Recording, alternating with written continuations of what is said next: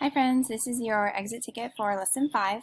So we have practiced 10 more, 10 less, 1 less, and 1 more. And we've used the arrow way, and we've drawn the extra or taken away.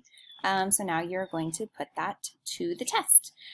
So for question number 1, you will see that they're asking you 1 less than 69 is.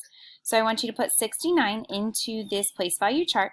Show me the arrow way between the two place value charts, and then tell me what number is 1 less than 69. Then for this one over here, I want you to tell me 10 more than 69, okay? You're going to put the number 69 into this place value chart. Show me that arrow with plus 10, and then tell me what number is 10 more than 69. Make sure you write those answers that you came up with in these place value charts onto this line. Then for number 2, 3, 4, and 5, you have to read the sentence and tell me what number is 1 more. Okay, so what number is 1 more than these numbers?